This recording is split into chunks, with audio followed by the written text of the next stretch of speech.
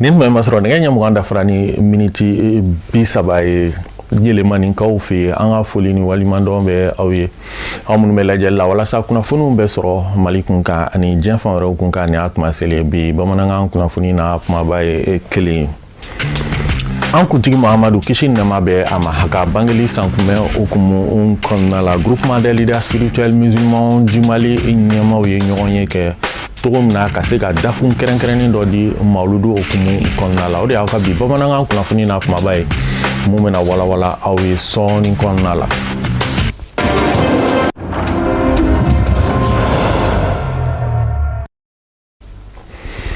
ka foli kura ka a ɲɛsi aw ma i n'a fɔ an y'a fɔ bakuruba kunnafoniw na togo min na an kuntigi Mahamadou kisi ni nɛɛma bɛ a ma ka bangeli sankunbɛn okumu kɔnɔna la groupement des leaders spirituels musulmans du Mali maa ɲɛmaw ye ɲɔgɔn kunbɛn dɔ kɛ ka bɛn ni utukalo tile 19 ye u ka ɲɔgɔn kunbɛn tun bɛ bolila fɛn mun kan o de ka dakun kɛrɛnkɛrɛnnen dɔ di mauludu okumu kɔnɔna la ɲina u ye dakun mun ta o de ye bɛn ani kelenya bɛ se ka sabati alisimɛw ni ɲɔgɔn cɛ cogo min na ka diinɛ lase a kɛcogo ɲuman na Fatumata Kani ka sɔrɔlenw don Kafinɛ Bacili bɛ kumakan nase Mali silamɛ diinɛ ɲɛmɔgɔw ka fara ɲɔgɔn kan jɛkuluba groupement des leaders spirituels musulmans du Mali tɔndenw u bɔra fan bɛɛ lajɛlen fɛ ka na fara ɲɔgɔn kan ka jɛ ka ɲina mauludu san 2026 baaraw kolomo kari tɔn ɲɛmɔgɔba da fɛ n'o ye an fa n'an karamɔgɔ n'a ɲɛjɔyɔrɔ a Seyid Sheriff Usman Madani Haidara ye san nali ma bali diinɛ ɲɛmɔgɔ ninnu ka bɔ ka caya kana fara ɲɔgɔn kan k'u ka laada latilen ko kurakun ka sanga ni sigi ye Mali silamɛ diinɛ ɲɛmɔgɔw ka fara ɲɔgɔn kan jɛkuluba groupement des leaders spirituels musulmans du Mali Mauludu Nabawi 2026 dabaɲɛfɔlɔw dilen kɔfɛ dakun sugantira k'o di silamɛw ma sinsinli ka kɛ o kan k'o dakun walawala mauludu kɛnɛ bɛɛ lajɛlen kan o dakun tɛ dɔwɛrɛ ye bɛɛ ni kelenɲɔgɔnya bɛ se ka sabati togo min silamɛw ka taabolo ko kuma bɔ u ni ɲɔgɔn cɛ ka ɲɔgɔn minɛ juruba kelen na ɲɔgɔn bonya kɔnɔ kelenya kɔnɔ ka diinɛ laseko ɲuman kɛ waasa bɛɛ ni kelenɲɔgɔnya bɛ sabati ka bɛn ni Mali jamana yɛrɛ ka lahalaya ye ka bɛɛ lajɛlen wele ka taa sigiɲɔgɔnya nɔgɔyali kan an ka balo ɲɔgɔn fɛ hɛrɛ la ka sɔrɔ si ka tɔɔrɔ ni degun ma se si ma wala nabe mun ko ɲina an karamɔgɔ Cheikhna Jawara jazahullahu khairan an ye ɲininkali kɛ k'a ɲɔgɔn ɲininka mawudu la a ko karamɔgɔ Haidara ye baara min daminɛ jamana kɔnɔ ni haut conseil islamique tɔgɔ ye le 20 juin ko mun na an tɛ baara in kɛ n'o continuité ye ka taa an ko le 20 juin baara jumɛn kɛra hakili jigin ko karamɔgɔ donna bɛɛ kan k'an ka bɛn an ka taabolo ko dabila ni ɲɔgɔn cɛ ale fɔlɔ de y'a déclaré k'a bɛ yafa ɲini bɛɛ lajɛlen fɛ wa ale yafara bɛɛ lajɛlen ma page min bɛ yen n'o ye page kɔrɔ ye an k'o datugu an ka sira kura daminɛ ko silamɛ ka ɲɛtaa b'o de la silamɛ ka wasa b'o de la an ka jamana yɛrɛ ka basigi b'o de la a ye gɛlɛya minnu Mali donna la san daba in kɔnɔ a y'a analyser a y'a sɔrɔ solution si t'a la ala ye min fɔ n'an ma segin ma bɛn na ani kelenya la solution si t'a la a ko donc wajibi don bi choix tɛ k'a fɔ ko n bɛ se k'a ta ou bien n b'a to la an b'a kɛ de jagoya la n'o tɛ cogoya si t'an bolo an tɛ se ka to nin kan cogoya si la Cheikhna Jawara ye hakili jigin k'an ka segin o mawudu in ma a ko wala tanazaw fatafshala ala ka aya barikama in ta mais ni aya taara tuma o tuma i bɛ aya in ta de k'a développer ka thème dɔ b'a kɔnɔ o thème min bɔtɔla don aya in kɔnɔ o de kɛra al-mawlidu nabawi sharif bayna hatmiyati al-wahdati al-islamiyya wa darurati at-ta'awun al-watani wal-insani a ko mawlidu walanda jumɛn bɛ se ka sɔrɔ a la wajibi bilen don silamɛw ka bɛn min fɔra ko wajibi bilen don o walanda jumɛn bɛ se ka sɔrɔ mawlidu kɔnɔ arabukan na n'a fɔra hatman fɛn dɔ min i tɛ se ka saga kunna wa a tɛ se ka to kɛbali ye fewu i n'a fɔ saya ala ka kisi a ma haza hatman a bɛ kɛ de i n'a fɔ lahara bɛ jɔ hatman de a bɛ kɛ n'a fɔra fɛn o fɛn ma hatman o tɛ se ka to kɛbali f'a ka kɛ de jagoya la donc silamɛw ka bɛn n'u ka kelenya o ye hatman de wajibi min don jagoya bilen de don f'a ka sabati bi n'o tɛ cogoya si tɛ yen an bɛ fɛ k'o leçon ta mawuludu kɔnɔ ala kɛra ka ɲɛnɛmaya la ani ala kɛra ka hayatu la a filanan ye min anw ye silamɛw an bɛ jamana in kɔnɔ hali n'a sɔrɔ an ye majorité ye an damaw tɛ maa wɛrɛw bɛ jamana in kɔnɔ min tɛ silamɛw ye diina wɛrɛw la ani taabolo wɛrɛ ni faamuya wɛrɛ la ani bato sira wɛrɛw la o hukumu kɔnɔ silamɛw mun de ɲini an fɛ maa minnu ni ala y'u dan ka bɛn tile kelen ma waati kelen ma k'aw bɛn dugukolo kelen ma an min ye silamɛw min tɛ silamɛ ye o n'aw bɛ yɔrɔ kelen na o ala b'a wajibiya aw kan taabolo dɔ ka sabati aw ni ɲɔgɔn cɛ n'o ye ɲɔgɔn dɛmɛ ani ɲɔgɔn minɛ ye ka baasi ni kɛlɛ b'aw ni ɲɔgɔn cɛ ka sigi diya aw ni ɲɔgɔn cɛ an n'an jamanadenw ni ɲɔgɔn cɛ ani buna adamaden tɔw ni ɲɔgɔn cɛ karamɔgɔ Haidara b'i fɛ an ka wajulikɛlaw n'an ka lasirikɛlaw u ka se k'u durusu de tɔmɔ cogoya nafama na ani fɔcogo ɲuman na bonya kɔnɔ karama kɔnɔ ka di silamɛ bɛɛ lajɛlen ma ko y'an ka mawulidu kado ye donc n'an k'an bɛ mawulidu développer a bɛ fɛ an kelen kelen bɛɛ lajɛlen المولد النبوي الشريف ويفكر فلا ينقموك على كذا كان مولد زمانا ومكانا وحدثا أنا على كذا صفاته أنا كأخلاقياته أنا كسيرة أمسك من فبكر بلا أموفه أنا ني رسالة من نوع عبادة نوع عقيدة نوع معاملة نوع أخلاقي أنا سورة دي سامية كان سورة عامة وكفى أكسيرة كنا نمازج من بي من بواحدة يركفه من القرآن ومن السنة قوليا دلفولنا أنا عمليا وليا براتيك فنانا أنا سينسي ويروفنا كنا السبب أنا جمعني أنا أدم دين توني يونجه مجرد تتاوني كشابي كسبة أدم دين أكونه أنا على كذا كنا مازجوتا مع غير المسلمين أنا سكوا فنا دكينك كون ندي على كذا صلى الله عليه وسلم كسناي نيدا كسيراي نيدا أتوفنا أي مغو سورة كدو ديننا نينوغاي كنا سورة جيلا بمكانا دينا نيمو منو نيكورفو فالين كنن كونو kasangani maulud nabawi tako tan ani nani na baaraw kulumu karliye u bɛɛ y'u ka nimisi wasa jira ka sangani bɛnkɛra daku min kan ka labana ka welewele kɛ maliden cɛman ni musoman bɛɛ lajɛlen ma ka taa ɲɔgɔn kun hinɛ ni makari ani bɛn ni kelenɲɔgɔnya ma ɲina an farala ɲɔgɔn kan ka jateminɛ kɛ groupement tɔgɔ la ko an ka ɲɛmɔgɔ a seydi sherif usman madan haidara n'o ye groupement kɛ ɲɛmɔgɔ ye ale yɛrɛ sɔnna ɲina ka hakilina dɔ ta o hakilina kɛra jumɛn ye ko de ye silamɛ bɛɛ lajɛlen ka fara ɲɔgɔn kan i ye sunamɔgɔ ye i ye tijaniya ye i ye kadiriya ye i ye shaziliya ye i ye shi'a ye i ye hamawiya ye i kɔni ko la ilaha illallah muhammadu rasulullah sallallahu alaihi wasallam ko an bɛɛ lajɛlen ka fara ɲɔgɔn kan an ka don da kelen fɛ ka bɔ da kelen fɛ an ka yafa ɲɔgɔn ma ka koto ɲɔgɔn ta la an ka bɛn silamɛya bɛ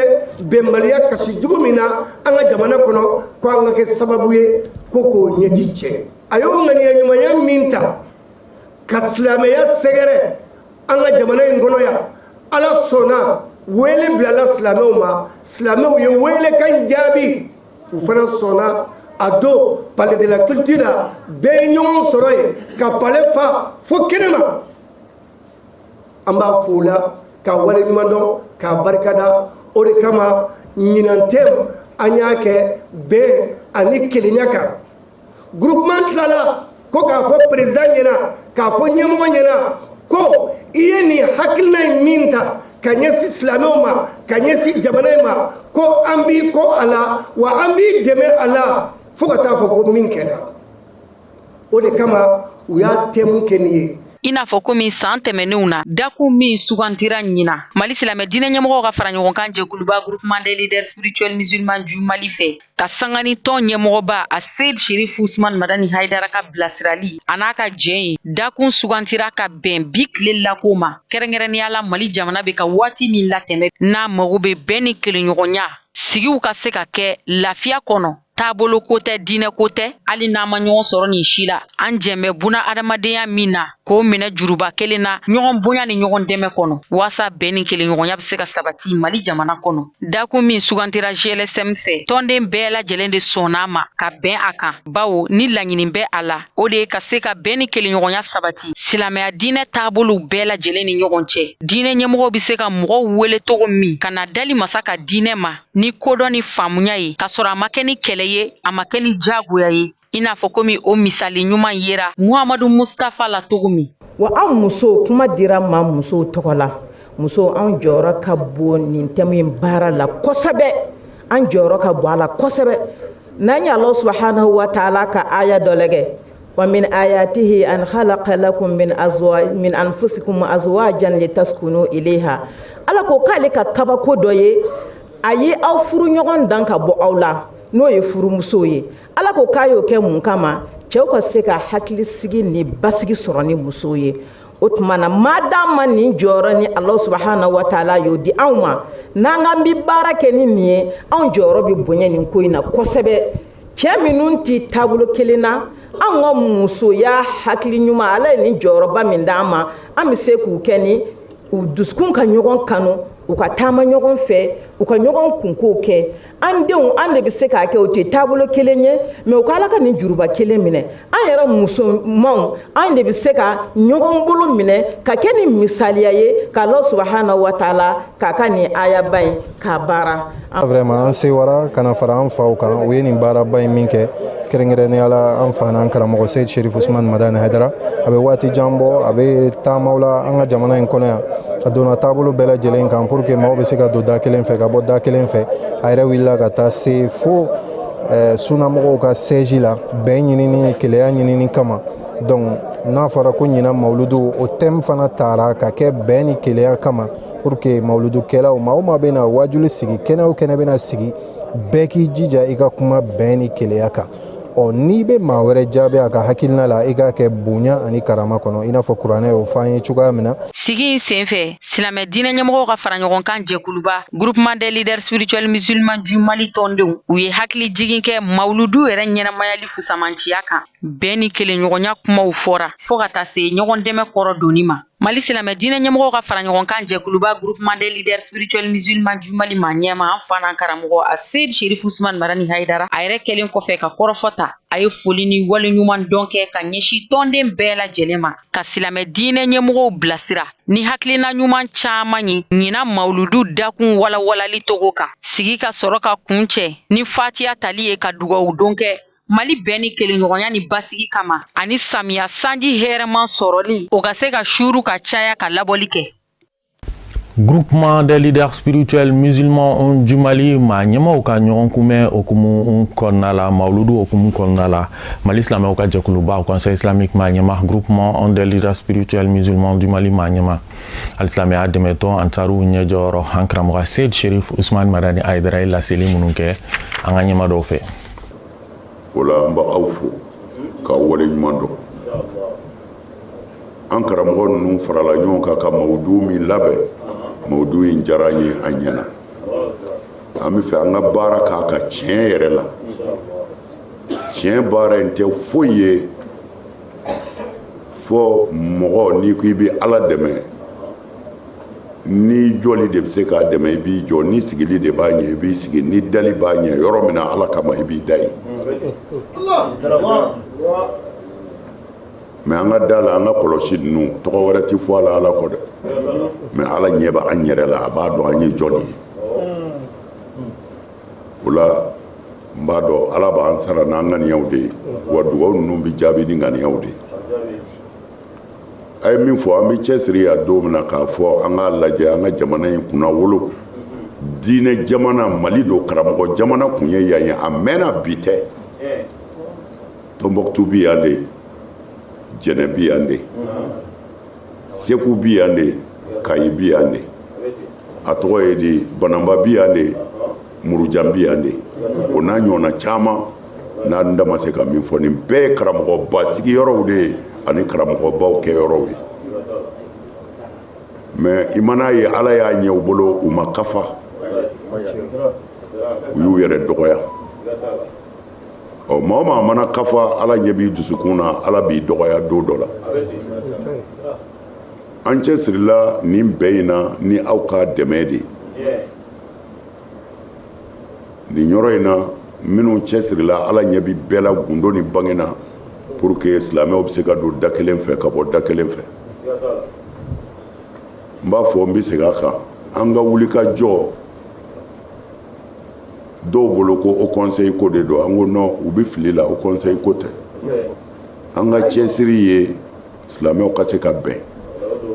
n'an sara an ka se ka fɛn dɔ fɔ Ala ye ko an ye nin kɛ parce que ko ninnu bɛna ban ko bɛ ban pewu dawamu lillah i jigi bɛ fɛn o fɛn kan i jigi bɛ tigɛ a bɛɛ la n'i se tigi tɛ an wulila ka jɔ nin de kama an ka se ka fɛn dɔ fɔ lahara n y'a f'u ye conseil ko tɛ Ala ye ne seere ye Ala sɔnna don min na k'an bɛɛ fara ɲɔgɔn kan kɛnɛ kelen kan n'o ye Mali silamɛw ye ne ye n ka démission de dilan n ka so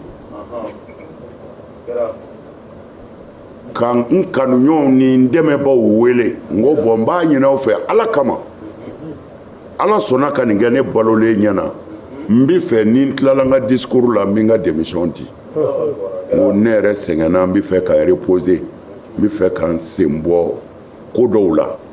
a ka tigi ɲini o conseil ɲɛmɔgɔya la ne bɛ n ka démission di ni n tilala n ka discours la ni cɛ kelen tɛ a fɔra cɛ o cɛ bɛɛ ko k'a ti kɛ a kɛra ala ɲɛna bɛɛ ko a ti kɛ an ye bɛn ɲini silamɛw ni ɲɔgɔn cɛ anw mɔgɔ si tɛ ɲɛmɔgɔya la ala ye ne kɛ ɲɛmɔgɔ min ye o bɛ ne bɔ n bɛ ɲɛmɔgɔya jumɛn ɲini tuguni walahi anw taara sunnamɔgɔw fɛ yen don min na u ka cɛkɔrɔba a y'an kunbɛn cogo min na u ka cɛkɔrɔba y'an kunbɛn cogo min na a bɛ to an kɔnɔ walahi fo ko nin ye Hayidara ye n ko ne don an bɛ walahi a y'a fɔ a ko a t'a dɔn nin bɛ kɛ a bɛ kɛ an ye silamɛw de ye o a bɛ kɛ silamɛ bɛ fili sitani bɛ se ka don silamɛ na nka n tɛ segin n kɔ e tɛ silamɛ ye nka i bɛ seli. I n'a fɔ laadala san o san mawuludu ɲɛbila baaraw hukumu kɔnɔna la fadi ɲɛmaaw bɛ taa visite de terrain kɛ n'o de ye ka taa stade du 26 mars la mawuludu kan ka kɛ yɔrɔ min na ka yen lajɛ a jɛyako ani stade yɛrɛ bɛ lahala minnu na ka jateminɛ ko la u y'o laada lakile u ni minisiriso min ɲɛsinen don farikolo ɲɛnajɛ ko kunkanko ɲɛnabɔli ma o baaraw kɛra ka bɛn ni alamisado août kalo tile 20 ye a kɛnɛ kan Serifula Jabaraniso tɔgɔ la Sadio Siribe ani Dramani Male tun bɛ yen. Wati kɛrɛnkɛrɛn ni a nafa ka bon kosɛbɛ ansaru ma ni y'o wati sele san o san ni o wati sera bɛɛ de bɛ wuli ka jɔ a sen fila kan o de ye jumɛn ye o de ye mawuludi ye ni ɲina ye a san 41 ye a bɛ ɲɛnamaya san o san ansaru fɛ o de cadre kɔnɔna na commission d'organisation de la FADI ani fo ka taa se direction nationale des sports ma u ye bolo ni ɲɔgɔn ma kɛ min b'a to ka n'u ɲɛ da stade du 26 mars kan k'a dɔn a bɛ lahala min kɔnɔ yala baaraw bɛɛ bɛ cogo min na ka na jira diɲɛma la k'a fɔ ni ala sɔnna ma mawuludi a tɛ b'a dɔgɔkɔrɔ a yɔrɔ tɛ falen fana yɔrɔ kelen pewu don ni o ye stade du 26 mars ye. An ka nali sɔgɔmaden na bɔra koro la parce que a tun sɛbɛn de tun cira anw ma k'a fɔ ko mawuludu kan ka kɛ 26 mars la donc an ka faamaw y'an ɲɛmara k'a fɔ an ka lajɛ ani commission d'organisation an ka se ka ɲɔgɔn ye kɛ ka a dispositifw ta dispositif ye jumɛn les préparatifs ka a ɲɛdɔn baaraw k'a bɛɛ lajɛ a bɛ se ka dilan cogoya min na gɛlɛya kana bɔ a la ko tiɲɛni kana bɔ a la fo wɛrɛ kana bɔ a la an yɛrɛ nana sɔgɔmaden na ka na sɔrɔ musokulu caman bɛ yan u ye nettoyage la bon o y'a yira k'a fɔ vraiment an ka laɲini a b'olu yɛrɛ ŋaniya la ka tɛmɛ an yɛrɛ kan k'a jira maaw la k'a fɔ fɛɛrɛ bɛɛ lajɛlen tigɛlen don min b'a to ɲina mawuludi a ɲuman bɛ se ka kɛ cogo min na k'a sɔrɔ baasi ma kɛ maa si la i n'a fɔ commission d'organisation mɔgɔw y'a fɔ cogo min na mawuludi ɲɛnamayali ɲinan bɛ kɛ a siɲɛ 41 de ye commission d'organisation maaw ka fɔli la kabini stade donda la fo ka na se a kɔnɔna ma musow ni cɛw bɛɛ lajɛlen bɛ baara la min b'a to cogo min na ka stade k'a dilan k'a cɛ ɲɛ ka ɲɛda kura d'a ma min b'a to mawuludi ɲuman bɛ se ka kɛ cogo min na k'a sɔrɔ a ma kɛ kɔlɔlɔ ye k'a sɔrɔ a ma kɛ tiɲɛni fana ye stade fana ma o de cadre kɔnɔna na san o san commission d'organisation o bɛ nin hakilima in ɲɛnamaya. An kɔni an filɛ nin yɔrɔ min na bi bi in na kɔni an dalen don a la k'a fɔ stade bɛ se ka mɔgɔw bisimila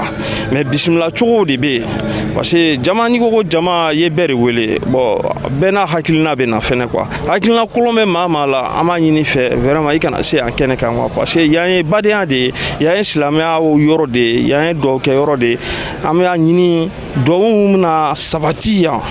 ka kɛ yan maliyɛndenw ni ɲɔgɔn cɛ ni yarabi ala k'a minɛ. Maaw b'a la ka baara kɛ cogo min na muso ni cɛw bɛɛ jijalen don bɛɛ kelen bɛ k'i bila i waragulu la min b'a to ka baara kɛ ka sanga ni an fa an karamɔgɔ a Seyidi Sherif Usmani Madani Hayidara ale ka kunna baaraw ye sabula bɛɛ y'a jira k'a fɔ mawuludi fɛn bɛɛ tali kɛ stade 26 mars kan u bɛna ka na ko ka jɛ ka ɲɛda kura d'a ma an balakaw filɛ nin an kɔrɔ an bɛna kuma di ni musolaka ninnu dɔw ma aw yɛrɛ ɲɛ b'u la kabini sɔgɔma u birilen bɛ baara la dɔw bɛ bin bɔgɔti dɔw bɛ ka bin siɲɛ dɔw b'a la ka bese kɛ ka yɔrɔ siɲɛ an ba asalamualeykum i tɔgɔ ni jamu. Ma Awa Sinayogo ka bɔ Dawudabugu. D'accord. An bɛ Ala fo k'a barika da an filɛ nin baara min na nin an bɛ ka nin k'an yɛrɛ ye ka barika da Usman Sherifu Madan Haidara ye ale sababu ɲuman de y'anw kɛ ka nin sira in minɛ an bɛ dugawu k'a ye mawuludu Ala k'a don hɛrɛ la k'a bɔ hɛrɛ la ka ziyara don hɛrɛ la k'a bɔ hɛrɛ la Ala k'a kuncɛ hɛrɛ la ka si ni kɛnɛya di an karamɔgɔ n'a ka denbaya bɛɛ lajɛlen ma an b'a fo k'a barika da ayiwa ne ba a ɲɛ b'a la I fana aw ka can kosɛbɛ I b'a ye k'a fɔ musow fari fununen don kosɛbɛ kabini sɔgɔma an bɛ heure min na an bɛ midiyanfanw na nka I b'a ye k'a fɔ sɛgɛn hali a fitinin tɛ aw ɲɛ kan ni o nisɔndiya jumɛn ba aw la mawuludi ɲɛnamali baaraw hukumu kɔnɔna na ka sanga ni an fa an karamɔgɔ yɛrɛ ka wulikajɔ baaraw ye ni o ye diinɛ baaraw ye an nisɔndiyalenba de don kira ko kanu de y'an bila nin baara in na Usman Sherifu Madani Haidara n'a ka denbaya Ala ka don n'u jugu cɛ sijan ni kɛnɛyali laban ɲuman b'a la bolo Ala k'a dan n'u ma Ala k'a nafa n'u barika ye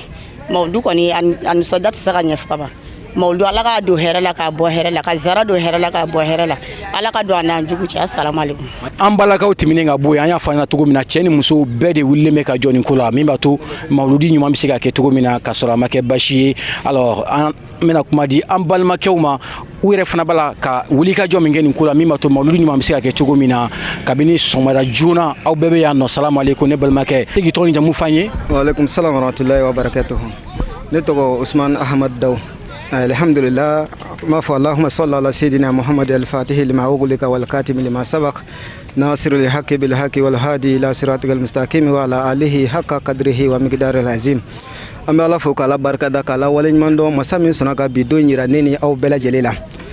كفولي فلو فلو أنكرامو سيد الشريف عثمان مدان هيدرا أني أكاديميا بلا جلي كوفو داندي فولو مينا أمي ولغا جومي تشسير مينا بي أبد دابو كوني ولو بسيغا لافيا چوغو مينا ni an sele balonda terrain bay na stade 26 mars la kana yoro ko ka je ka sanu ka bla an karamɔgɔ na ka demaya ani mɔgɔ kunbɛ an kan ni mawludu ina o de ye terrain bali kunye ka fura ka je mɔgɔ bɛ se ka na mawludu kɛ hɛrɛ la cogo min na ka taa hɛrɛ la tɔɔrɔ kana mɔgɔ si sɔrɔ o de ye an bila nin baara depuis sɔgɔma joona na depuis fayiri dɔw bɛ terrain kɔnɔ yan nɔ ala sɔnna a baara kɔni alhamdulillah a nɔgɔyala ka ban ami do de ke mawludu do Ala ka yirana ni kɛnɛya Ala ka yirana ni si an karamɔgɔ Sherifu Usman Madan Haidara san caman b'a la bolo Ala k'o nɔgɔya an n'a ye ni Ala kɛra hɔrɔma n'a barika ye sallallahu alaihi rasul silamɛ diinɛ ɲuman kɛli walasa ka a baraji sɔrɔ o de bɛ tali kɛ nin baara modèle ninnu na sabula aw de ɲɛ b'a la cogo min na stade 26 mars a kora k'a jɛ ka ɲɛda kura d'a ma nin an yɛlɛntɔla ye fo tribune na fo sanfɛ o b'a jira k'a fɔ aw ɲɛ b'a la hali ji a tɛ yan aw ɲɛ bɛ manani fɛn fɛn na u bɛ tila ka nin bɛɛ tɔmɔ san o san nin baara in nin lada bɛ lakile ansariw fɛ ka sanga ni mawuludi baaraw labɛnni ye sabula ɲinan mawuludi a prévoyalen don ka bɛn ni tɛnɛn su ka dugu jɛ talata la aw de ɲɛ b'a la baaraw bɛɛ lajɛlen kɛra aw ɲɛ bɛ nin kɔnɔna na foyi tɛ yan depuis sɔgɔma 7 heures musolakaw ni cɛlakaw bɛɛ bɔra ka na ka stade ko ka furan ka jɛ binw bɛ yɔrɔ yɔrɔ ka binw bɛɛ fana siɲɛ o bɛ kanu de fɔ o bɛ tilenɲɛna de fɔ sabula fɛn fɛn bɛ tali kɛ an fa an karamɔgɔ kungo kan ansariw m'o kɛ kodenni ye aw ɲɛ b'a la commission d'organisation a jira k'a fɔ ko fɛɛrɛ bɛɛ lajɛlen tigɛlen don min b'a to stade a bɛ se ka kɛ bɛɛ sago ye cogo min na faamaw sago ye a bɛ se ka kɛ an fa an karamɔgɔ yɛrɛ a Seydi Sherifu Usman Madani Haidara ale yɛrɛ fana sago ye aw ɲɛ b'a la commission d'organisation u bɛ an ka écoute la u b'an lamɛn an b'u lamɛn an bɛ ɲɔgɔn faamuya la hali bi salonta yɛrɛ vraiment a kɛra bɛn yɛrɛ de kɔnɔ satisfaction nana bɛɛ lajɛlen fan fɛ degun ma ye maa si fan fɛ en tout cas fo kana se bi ma ne ma degun mɛn maa si ka yɔrɔ la welewelekan bɛ ne bolo n y'o de f'i ɲɛna ala ɲini ko don bɛn ko don badenya ko don duwawu ɲini ko don a tɛ kɛla foyi la a bɛ kɛla jamana in ye ne bɛ maliyɛnw de wele cɛ ni muso an fa n'an baw an denw an mɔdenw an ka lajɛ an k'an tɛgɛ di ɲɔgɔn ma san o san nin waati kelen ninnu na mawuludi baara ɲɛnamaliw baara mana daminɛ dɔrɔn bɛɛ de bɛ wuli ka jɔ a sen kan ansari cɛ fara a muso kan diɲɛ maa ɲuman bɛɛ lajɛlen bɛ na ɲɔgɔn sɔrɔ stade 26 mars la ka sanga ni an fa an karamɔgɔ a Seydi Sherifu Usman Madani Haidara ale ka wuli ka jɔ ye min b'a to ka tasibilaba kɛ k'a ɲɛsin alakira sanuma ye ma kisi a nɛmaba ma ale ka bangeli n'a ka denkuli hukumu kɔnɔna an bɛ to fadi ɲɛmaw ka visite de terrain kan vers stade 26 mars la an ka ɲinikɛla Sadio Sidibe ani Dramane Male u ye u ka kuma galamani tɛngu fadi maa ɲɛma dɔ la an ka ɲɛma dɔ fɛ an bɛ kɛnɛ min kan bi an bɛ an ka laadala visite kɛnɛ de kan ani commission mixte min bɛ bila en place commission d'organisation ani direction nationale des sports an bɛ commission minnu bila sen kan fo ka taa se ministère de la sécurité an b'olu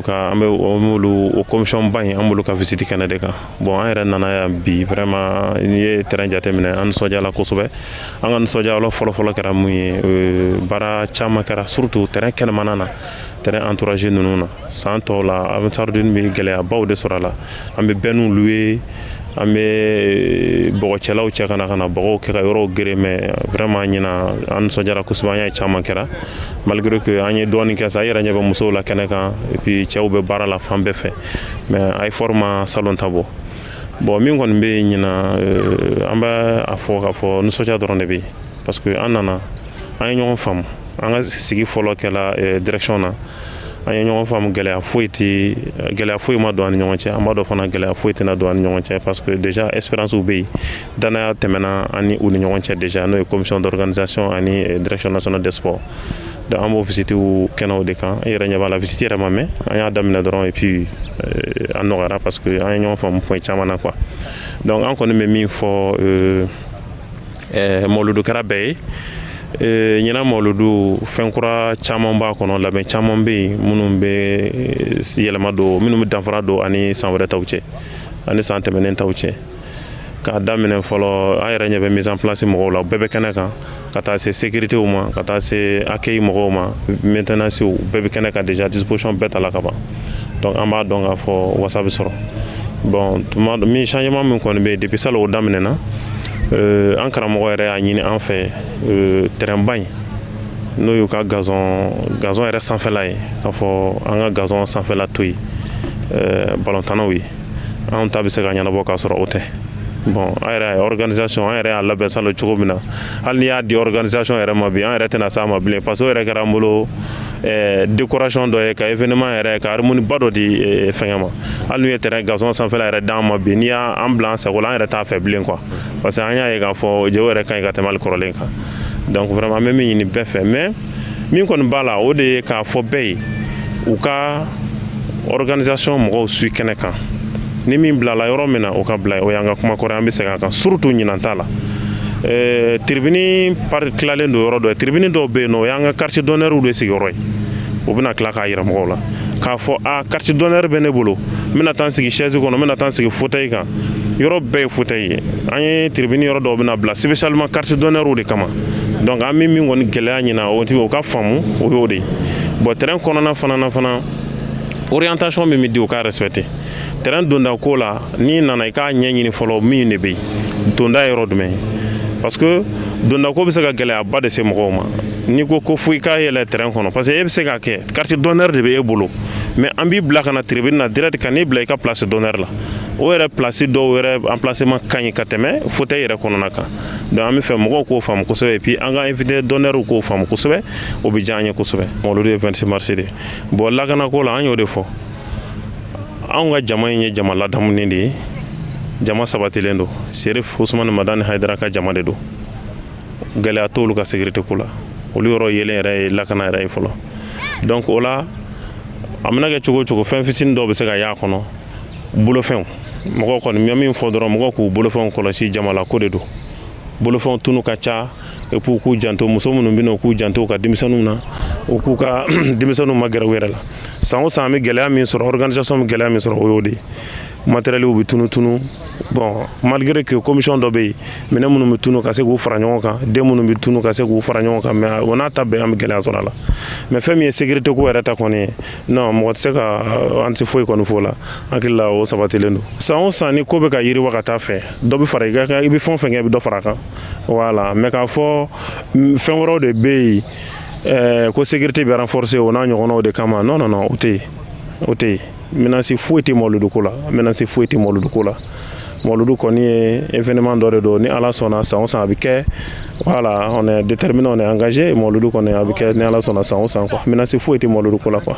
I n'a fɔ an bɛɛ b'a dɔn cogo min na samiya wagati jiw bɛ sigi ji nɔgɔw bɛ sigi ɲama mana fara o kan o bɛ kɛ sababu ye sosow bɛ caya o fana bɛ banako juguya o hukumu kɔnɔ an ka ɲininikɛla Samayira Sanogo Dramane Male ye ɲinini dɔ kɛ o ko kunkan cogo min na o baara ninnu jamanadenw bɛ se ka wuli k'u jɔ ka dan siri ka yɔrɔ jɛya cogo min na banako bɛ se ka nɔgɔya an ka ɲɛmaadɔw fɛ.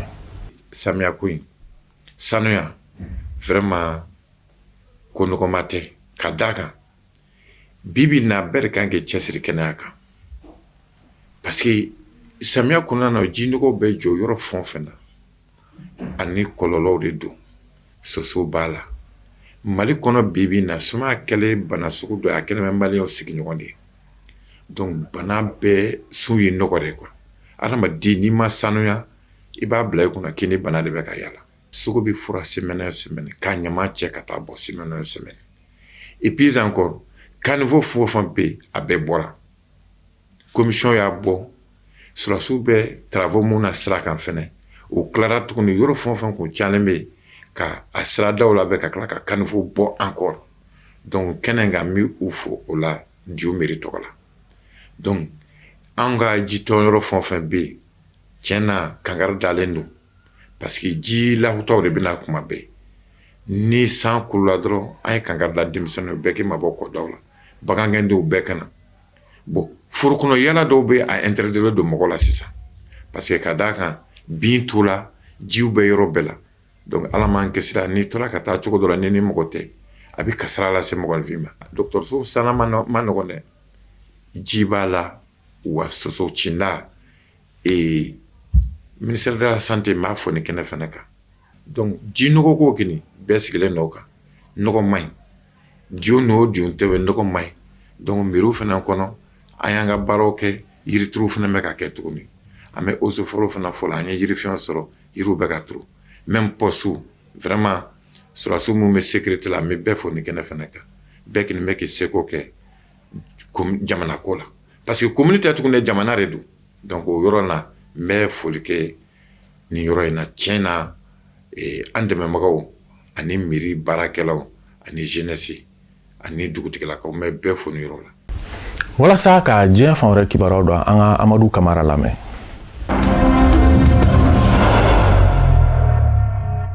Zami jamana kɔnɔna na fanga sinamatɔn ɲɛma Brigadier Mundi Bile a ye a yira k'a fɔ jaabi minnu bɔra ka sanga ni masakɛ kalafiliw ye tɛ o lakodɔn ni o jaabiw bɛ kɛ sababu ka sebaaya di Akinde Isilema k'a yira k'a fɔ kalafili sebaaya taba ye ale ye o de y'a to a ye a yira k'a fɔ min bɛ tali kɛ plainte la ale na o don ka ɲɛsin kalafili kɔnabɛlɛkulu maaw ma Birima Mundile a ye a yira k'a fɔ ɲugu kɛwalew caman kɛra kalafili kɔɲɔ kɔnɔna na depuis yɛrɛmakutu waatiw a yera k'a fɔ sariya sɔsɔ kɛwalew caman kɛra fo ka se kalafili don yɛrɛ mu ka nɔfɛ tugun kalafili jaabiw bɛ fara ɲɔgɔn kan cogo min na ni ka salo ka se a seyɔrɔ la ka sanga ni kalafili kɔnabɛlɛkulu ɲɛma commission électorale ka laseliw ye o ye a yira ka bɛn ni tarata don ye k'a yira k'a fɔ Akinde Isilema kalafili sebaaya taara ale de fɛ kɛmɛsara o kɛmɛsara maa 60 bɔɲɔgɔnko olu ye kala ta ale ye min bɛ tali kɛ Brigadier Mundi Bile la o min ye fanga sinamatɔn o se kasi donnen ye kɛmɛsara o kɛmɛsara maa 38 bɔɲɔgɔnko ko o ye kala ta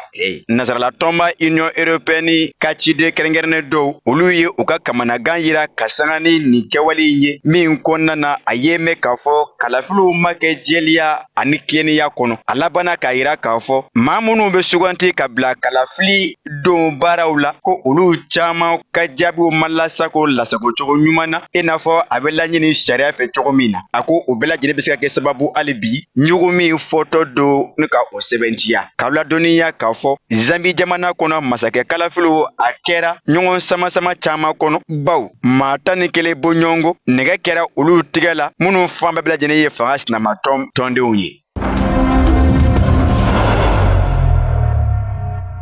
Centrafrique jamana kɔnɔna na sanu bodɛgɛ dɔ dafirila a worodugu yanfan fɛ min bina ka biya dɔ b'a la ka fara a ma bɔnɔnɔw kan o nin na baw jate kunfɔlɔw ye a yira k'a fɔ maa 100 ani bɔɲɔgɔnko olu bɛɛ lajɛlen ningɛnɛ karabala ka sanga ni sanu dingɛ in firili ye kibaruya in sɛbɛntiyara Croix-Rouge baarakɛla dɔ fɛ ka bɛn ni arabadon tɛmɛnen ye tumana min na o kun bɛ magɛn kan k'o ta ka ɲɛsin maa ninnu ma ndamandɛngɛ min dafirilen filɛ a kɛra ka bɛn ni taratadon sɔgɔmadayanfanw ye Zambo yi dugu la o min bɛ Nanamambere o préfecture kɔnɔ ka taa Centrafrique ni Cameroun ni dancɛw la maa caman sera ka salo ka bɔ minnu sɛbɛkɔrɔ bana na ka sanga ni maa dɔ ka ɲɛfɔli ye o min ye hali bi ni a bɛ baara kɛ Croix-Rouge o kun kan olu minnu bɛ nin waati in na dɔdɔdɔli ye ani dɛmɛ tali la ka ɲɛsin o ma jateminɛw y'a yira k'a fɔ dɔ bɛ se ka fara maa salenw kan baw maa caman bina ka biya olu ɲimatunu bɛ bɔgɔ jukɔrɔ ndamandɛngɛ dafirilen bɔgɔ barika sɛbɛkɔrɔ bɔyana o kɛra sababu ka maa caman gerenen to bɔgɔ duguma ye o laseli o sɛbɛntiyara yɔrɔkɔfɔlen sifinakulu maa ɲɛma dɔ fɛ a ko k'o sɔrɔ ɲɛnɛmaya la o de bɛ b'ale maa la ko baw anw dusuma kasalen ani an kinikininen anw ne kɔni b'a la ka maaw salo ka bɔ bɔgɔ duguma minnu cɛla cɛw bi la sifinakaw b'o la ka fara an balakaw kan minnu ni ndamandɛngɛ in karila ka dafiri o kan ka sababuya kɛ dugujɛgɛw 20 u bɛna ɲini de kɛ damandɛngɛ ninnu kɔnɔna na walasa ka se ka dɛmɛ ta ka ɲɛsin u ka denbayaw ma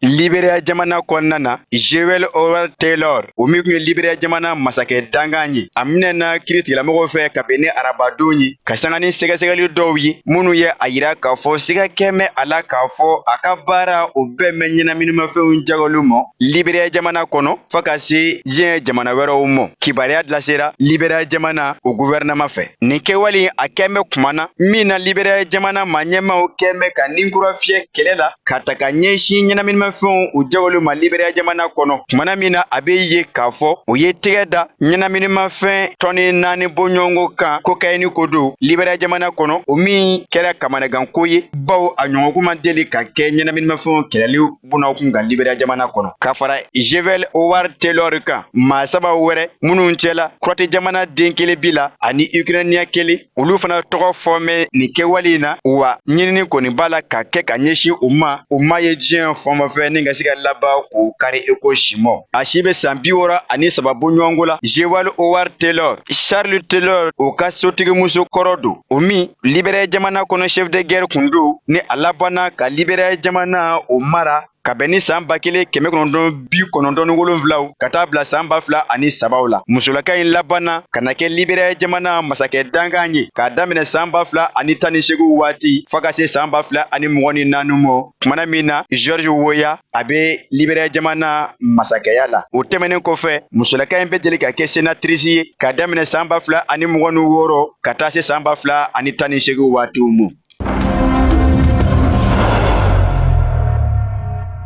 o kɛlen kɔfɛ ka yira k'a fɔ baarakɛɲɔgɔnya tɛ olu ni Faransi jamana cɛ lakana bunakun kan a b'i n'a fɔ Cadi jamana u bɛɛ la ka segin o kɔ walasa baarakɛɲɔgɔnya ka ye o ni Faransi jamana ni ɲɔgɔn cɛ hali n'a sɔrɔla ka fɔ Faransi jamana a kɔni daga wɛrɛw kɛrɛnkɛrɛnnenw tɛ Cadi jamana kɔnɔ nin waati in na bɛnkan min jalatigɛ mɛn o ni ɲɔgɔn cɛ a bɛ a sɛbɛntiya k'a fɔ Faransi jamana wolomasiri tabaw o sina don Cadi jamana wolomasiri tabaw lakɔgɔli baaraw la ka dɛmɛ ta ka ɲɛsin Cadi jamana kɛlɛkɛ cɛw ma kunnafoniya salo cogoya sanfɛ kɛlɛ kɛ cogoya wa o bɛ sen na depuis avril tɛmɛnen ni baarakɛɲɔgɔnya in a n'a kɛ sababu Cadi jamana a ka se ka kɔkɔ da Boko Haram o kɛlɛ bolo la fɔ ka se province d'Afrique de l'Ouest de l'État islamique Cadi jamana kɔnɔ kɛrɛnkɛrɛnnɛma Laki Cadi o marabolo kɔnɔ olu minnu kɛmɛ ka ɲaraki ka da Cadi jamana wolomasiri tabaw kan ni kɛlɛ ye Cadi jamana seginna ka baarakɛɲɔgɔnya kolokolo ni Faransi jamana ye kalo 18 tɛmɛnen kɔfɛ kumana min na o kun ye a ɲini Faransi jamana ka a ka wolomasiri tabaw salo ka bɔ olu ka jamana kɔnɔ ka sanga ni fɔɲɔgɔn ye min yera o waati Cadi jamana ani Faransi jamana cɛ ka sanga ni kunnafoniw labaara cogo ye lakanako bunakun kan o waati Cadi jamana maa ɲɛmaw kun ye wulusu Faransi